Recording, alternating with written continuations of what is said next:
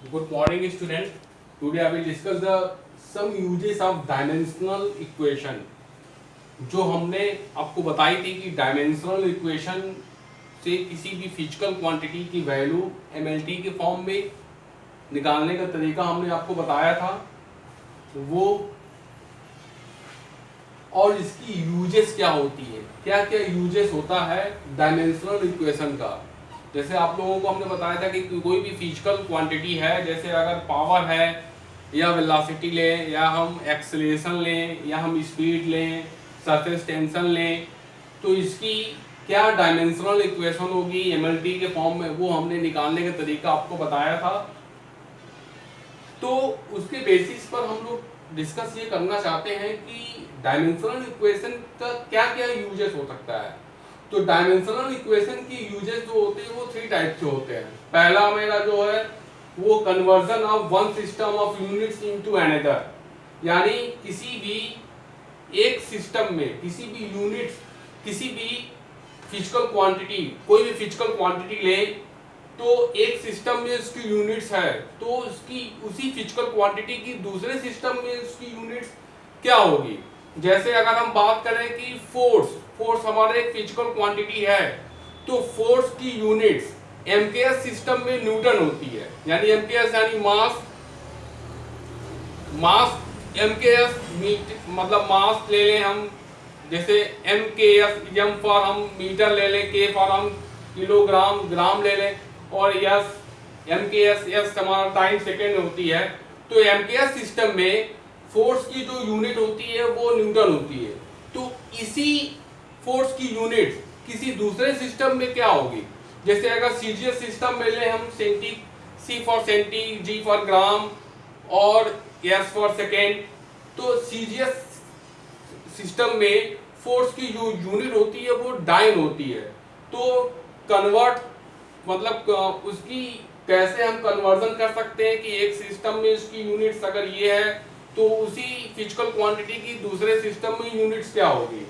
पहला तो हो गया। दूसरा, checking the corrections of various formula, यानी किसी भी इक्वेशन का जो फॉर्मूला है वो चेक किया जाता है कि क्या इसका फॉर्मूला सही है कि नहीं है, वो हम डायमेंशनल इक्वेशन से चेक करेंगे जो है। और तीसरा जो होता है वो डेरिवेशन ऑफ फॉर्मूला, यानी किसी भी फॉर्मूले का जो डेरिवेशन होता है वो हम इससे चेक करते हैं जो है। तो ये यूजेस ऑफ डायमेंशनल इक्वेशन है। There are 3 types of the uses in dimensional equation. पहला, conversion of one system of units into another. Second, checking the correction of various formula. और third, derivation of formula.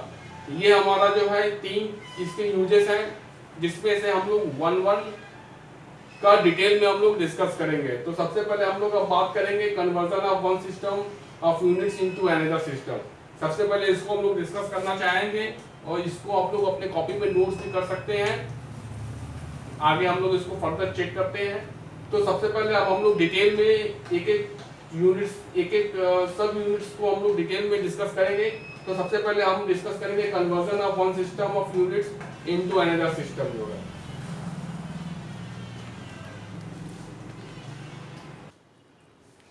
Okay, now सबसे पहले हम लोग discuss करेंगे conversion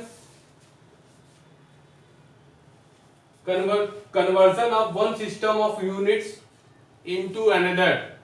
एक system of unit से हम लोग किसी उसी सिस्टम की दूसरे फॉर्म में उसकी यूनिट्स क्या होगी जो है। तो सबसे पहले देखिए इसके बारे में कुछ आपको नोट करना होगा। This is a based on the fact that magnitude of a physical quantity remain same। किसी भी फिजिकल क्वांटिटी की जो फिजिकल क्वांटिटी होती है उसकी जो मैग्नीट्यूड की वैल्यू होती है वो क्या होती है, सेम होती है। चाहे वो किसी भी टर्म्स में हम लें, चाहे वो हम एमकेएस सिस्टम में लें तब भी उसकी मैग्नीट्यूड सेम होगी, और उसी एमकेएस सिस्टम में अगर उसी फिजिकल क्वांटिटी की अगर हम किसी दूसरे फॉर्मेट में अगर हम यूनिट्स लेते हैं तो उसकी मैग्नीट्यूड की वैल्यू सेम होगी।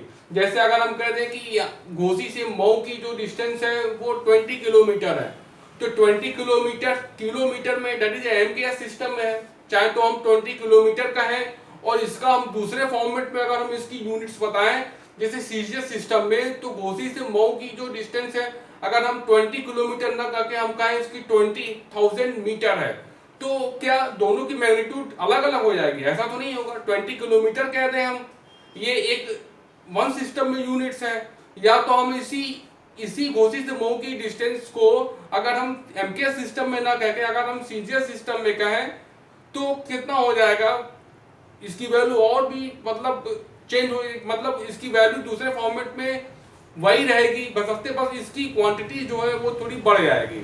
जैसे अगर हम कहें कि घोसी से मऊ की जो दूरी है वो 20 किलोमीटर है, या तो 20 किलोमीटर हम कह दें, या फिर हम कहेंगे कि 20,000 मीटर है, तो क्या दोनों का मैग्नीट्यूड क्या चेंज हो जाएगा? नहीं होगा, सेम, बस खाली बोलने का तरीका मेरा अलग अलग हो जाएगा। तो वही यहाँ पर कह रहा है कि एक सिस्टम में इसकी यूनिट्स है, तो उसी फिजिकल क्वांटिटी की दूसरे सिस्टम में यूनिट्स क्या होगी। तो इसके बेसिस पर कुछ यहाँ पर फैक्ट हैं जो आपको नोट करने हैं।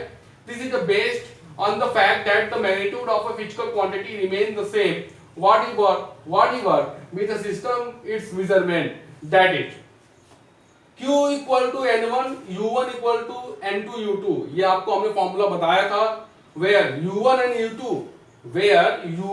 U2 are two units of measurement of the quantity। कोई क्वांटिटी अगर हम Q लेते हैं, कोई भी क्वांटिटी, जैसे हम फोर्स ले रहे हैं, फोर्स यहाँ पर फिजिकल क्वांटिटी है, तो फोर्स हम कोई क्वांटिटी लें, कोई हम मान लेते हैं फिजिकल क्वांटिटी, हम फोर्स लेते हैं, तो फोर्स जो होगी, फोर्स की यूनिट्स एमकेएस सिस्टम में न्यूटन, उसी फोर्स की यूनिट सीजीएस सिस्टम में क्या होती है? डाइन होती है। तो वही कह रहा है कि कोई भी फिजिकल क्वांटिटी हम लेते हैं तो उसके दो यूनिट्स होंगे, और उसकी यूनिट्स जो होती है वो अलग अलग सिस्टम पर हम लोग डिपेंड करते हैं। तो where U1 and U2 are two units of measurement of the physical quantity Q, and N1 और N2 और देयर रिस्पेक्टिव न्यूमेरिकल वैल्यू, मतलब इसमें मास कितनी आई है, इसमें हमारी लेंथ मीटर स्क्वायर है कि सेंटीमीटर स्क्वायर है, कि इसकी कितनी न्यूमेरिकल वैल्यू है, वो N1 और N2 जो हमारा शो करता है। यहां तक आप नोट कर सकते हैं। इसके बेसिस पे थोड़ा सा और है, कुछ नोट करना है आपको, ये डिसीजन इंपॉर्टेंट, और इससे हम लोग ये हम लोग मतलब कन्वर्जन करेंगे कि एक सिस्टम में इसकी यूनिट्स है तो उसी फिजिकल क्वांटिटी की दूसरे सिस्टम में यूनिट्स क्या होगी, ये फॉर्मूला इंपॉर्टेंट है, और इसी के बेसिस पे हम लोग यहाँ पर यूज करेंगे। तो इसको आप लोग नोट कर सकते हैं, नोट कर लें, या तो इसका स्क्रीनशॉट ले लें।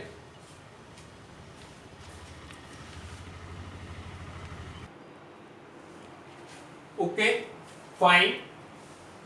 Now suppose that M1, L1, T1 are the fundamental units of mass, length and time। आप जानते हैं M for mass, L for length और T for time in one system। यानी किसी एक सिस्टम में किसी एक सिस्टम की जो यूनिट्स है वो हम M1, L1 और T1 है, ठीक है, और M2, L2 and T2 the fundamental units of mass, length and time in the other system। यानी अगर MKS सिस्टम में फोर्स की यूनिट्स हम मान लेते हैं कि M, L और T डायमेंशनल फॉर्मूला के अकॉर्डिंग हम निकालेंगे, तो ये वैल्यू आ गई, और उसी फोर्स की दूसरे सिस्टम में जो यूनिट्स है वो M2, L2 और T2 है, ठीक है। एंड ABC जो है यहाँ पर, जो ABC है, यानी हम यहाँ पर देखेंगे कि मास कितनी बार आया है फोर्स में, यानी मतलब kilogram metre per second square, that is the unit of force. तो किलोग्राम एक बार आया है, किलोग्राम मीटर एक बार आया है, और टाइम यहाँ पर T दो बार आया है। तो ये इसकी न्यूमेरिकल वैल्यू है। ABC are the respective dimensions of the quantity in the mass, length and time on the both system. तो ABC जो होती है kilogram metre per second square, यानी यहाँ पर जो क्वांटिटी है ABC, वो दोनों सिस्टम का हम एक मानते हैं। ABC जो है वो सिस्टम का, यहाँ तक आप नोट कर लें। अभी इसको नोट कर लें आप, फिर इसके बेसिस पर हम एक न्यूमेरिकल एक एग्जांपल शो करेंगे तो आपको यहाँ पर थोड़ा क्लियर होगा। तो बेसिकली यहाँ पर आप नोट कर लें इसको।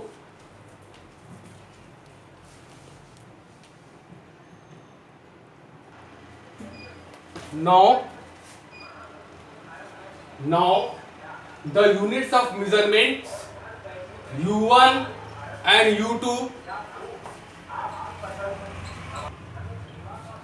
Now the units of measurement of U1 and U2 of the quantity of two system would be, मान लेते हैं कि U1 में M1 A बार आया है, यानी M1 A टाइम्स आया है, L1 B टाइम्स आया है और T1 C टाइम्स आया है।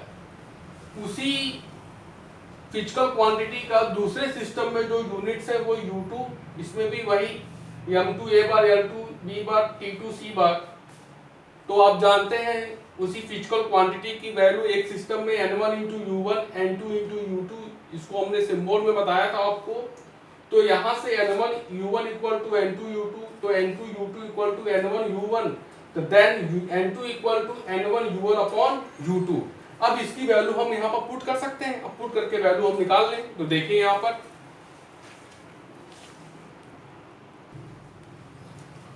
Now N2 equal to N1 U1 upon U2। अब U1 की वैल्यू आप मालूम है फॉर्मूले से, M1 के पावर A, L1 के पावर B, T1 के पावर C। U2 की वैल्यू M2 के पावर A, L2 के पावर B, T2 के पावर C। इसी वैल्यू को हमने यहाँ पर पुट कर दिया तो N2 की वैल्यू निकल आएगी। N1 U1 की वैल्यू हम यहाँ से रख देंगे और U2 की वैल्यू हम यहाँ से यहाँ पर रख देंगे। तो ये टोटल N2 की वैल्यू किसी दूसरे सिस्टम में हमारी निकल आएगी। जो है कितनी इसकी न्यूमेरिकल वैल्यू होगी किसी दूसरे सिस्टम में, वो हम निकाल सकते हैं इस फॉर्मूले से। ठीक है, ये फॉर्मूला आपका बन गया। अब इसके बेसिस पर हम लोग अब क्वेश्चन को देखेंगे तो क्लियर होगा आपको। तो एक क्वेश्चन हम डिस्कस करते हैं एग्जांपल के फॉर्म पर, उसके बाद आपको ये डिस्कस क्लियर हो जाएगा जो है।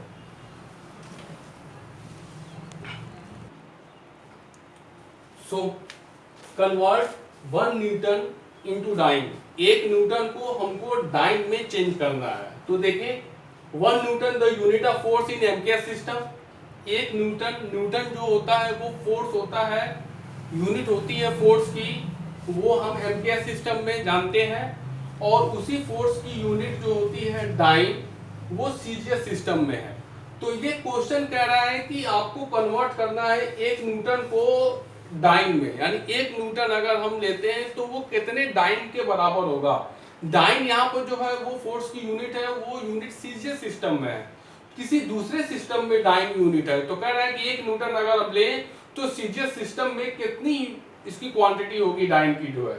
तो सबसे पहले तो हमको ये मालूम होना चाहिए कि न्यूटन किसकी यूनिट्स होती है। तो आप जाहिर सी बात है आप जानते हैं कि न्यूटन जो होती है फोर्स की यूनिट होती है, वो भी एमकेएस सिस्टम में। तो सबसे पहले तो फोर्स का हम डायमेंशनल फॉर्मूला निकालेंगे। तो डायमेंशनल फॉर्मूला निकालेंगे फोर्स का। तो आप जानते हैं कि we know that force equal to mass into acceleration. Force बराबर क्या होता है, मास इनटू एक्सीलरेशन होता है। तो यूनिट ऑफ फोर्स क्या होगा, मास की यूनिट केजी और ए की unit metre per second square, that is acceleration. तो unit of force kilogram metre per second square. अब इसका डायमेंशन फॉर्मूला हम कर सकते हैं, केजी को हम कैपिटल लेटर एम से डिनोट करेंगे और स्क्वायर ब्रैकेट हम लगा देंगे, ये आप जानते ही हैं। तो एम से केजी को डिनोट करेंगे, मीटर यानी एल, और ये एस स्क्वायर ऊपर जाएगा तो टी के पावर -2 हो जाएगा। तो dimensional formula of force M L T के पावर -2। अब यहाँ पर यम को हम पावर 1 कर सकते हैं तो कोई वैल्यू में चेंजेस नहीं होगा, और यल पर भी पावर हम 1 कर सकते हैं तो वैल्यू में कोई चेंजेस नहीं होगा। तो यल के पावर जो 1 है और यल के पावर 1 है और टी के पावर -2 है, ये ए बी सी को डिनोट करता है कि यम कितनी बार आया है। तो यम यहाँ पर 1 बार आया है, यल कितनी बार आया है तो यहाँ पर 1 बार आया है, और टी कितनी बार आया है तो -2 टाइम्स बार आया है। Okay fine. तो यहाँ पर एबीसी की वैल्यू हम कैलकुलेट कर लेंगे। तो आगे हम लोग इसको आप नोट कर सकते हैं, नोट कर लें आप इसको।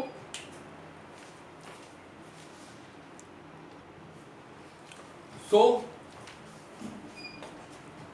Dimension formula of force equal to m के पावर 1, l के पावर 1 और t के पावर -2।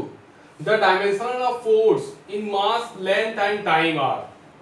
यहाँ पर देखेंगे जो पावर है वो जो फॉर्मूले में ए बी सी था वो शो करता है, यानी यम के पावर 1 यानी ए की वैल्यू कितनी हो गई 1 हो गई। L के पावर B था तो यहाँ पर 1 है तो B की वैल्यू कितनी हो गई, 1 हो गई। T के पावर C था तो C की वैल्यू कितनी हो गई बेटा, यहाँ पर -2 है तो -2 हो गई। अब एमकेएस सिस्टम में मास को हम लोग केजी से डिनोट करते हैं, लेंथ को हम लोग मीटर से डिनोट करते हैं और टाइम को हम लोग सेकंड से डिनोट करते हैं। तो यहाँ पर मास की वैल्यू 1 है तो हम 1 केजी कर देंगे, यल की वैल्यू 1 है तो यहाँ पर 1 मीटर कर देंगे और टाइम को हम लोग सेकंड में है तो यहाँ पर हम टाइम को सेकंड में कन्वर्ट कर देंगे जो है। m2 सीजीएस सिस्टम में इसकी यूनिट्स है तो m2 को हम लोग ग्राम में, L2 हमारा सेंटीमीटर में और T2 हमारा सेकेंड में शो करते हैं जो है। तो सीजीएस सिस्टम में हम लोग ग्राम, सेंटीमीटर और सेकेंड देती है जो m2, L2 और T2 की वैल्यू को यहाँ पर शो करेगा। और m1, L1 और T1 ये एमके सिस्टम में इसकी यूनिट्स होगी। और n1 की वैल्यू हमारी न्यूटन में है, 1 न्यूटन है यहाँ पर, तो n1 की वैल्यू हमारी 1 न्यूटन है। n2 की वैल्यू हमको बतानी है जो नंबर ऑफ डाइंस, कितने डाइंस में है। तो अब यहाँ पर सारा कुछ क्लियर है, अब बस हमको फॉर्मूले में इसको पुट अप करना है। तो फॉर्मूले में हम पुट आउट कर सकते हैं।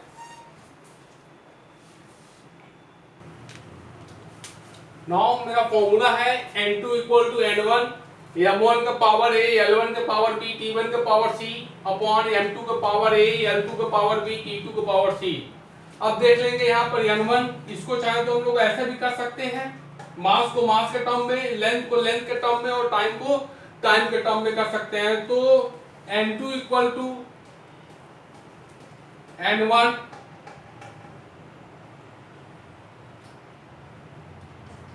m1 upon m2, power a है तो पावर a, इनटू है L1 upon L2 power b, into T1 upon T2 power c। n2 equal to n1, m1 की वैल्यू कितनी थी, 1 kg थी, 1 kg अपॉन m2 की वैल्यू 1 ग्राम, a की value कितनी है, 1 है तो पावर हम 1 कर देंगे। L1 मेरा 1 मीटर था, ये 1 सेंटीमीटर है, पावर कितनी है, 1 है। और T1 1 सेकेंड अपॉन 1 सेकेंड और पावर कितनी है यहाँ पर, C की वैल्यू कितनी है, -2। ये हम आप अच्छे से देख लें इसको।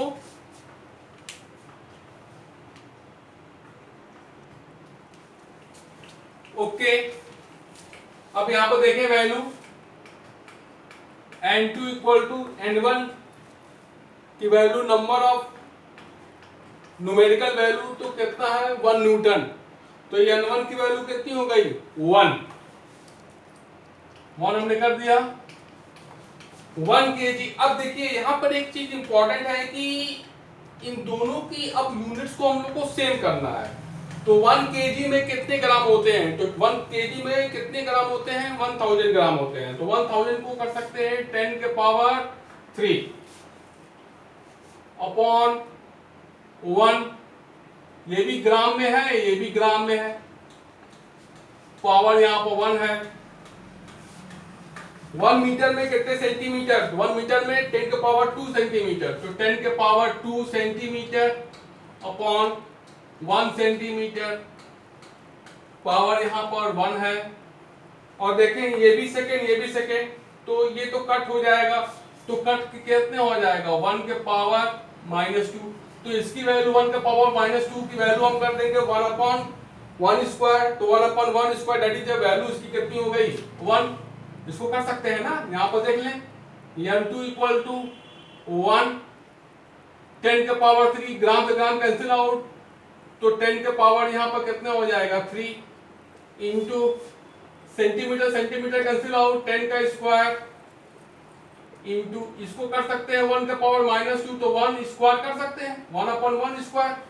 तो 1 स्क्वायर की वैल्यू कितनी हो जाएगी, 1, तो 1/1 दैट इज द 1। तो टोटल वैल्यू कितनी हो जाएगी, m2 इक्वल टू 10 के पावर 3 इंटू 10 के पावर 2 कितना हो जाएगा 10 के पावर 5, यानी 1 न्यूटन में कितने डाइन होंगे 10 के पावर 5 डाइन। ये आपका आंसर होगा। तो 1 न्यूटन में कितने डाइन होंगे, तो 1 न्यूटन में 10 के पावर 5 डाइन होंगे। तो ये न्यूटन जो होती है ये एक सिस्टम की यूनिट है, उसी फिजिकल क्वांटिटी की दूसरे सिस्टम में यूनिट कितनी है 10 के पावर 5। 1 न्यूटन में 10 के पावर 5 डाइन होते हैं।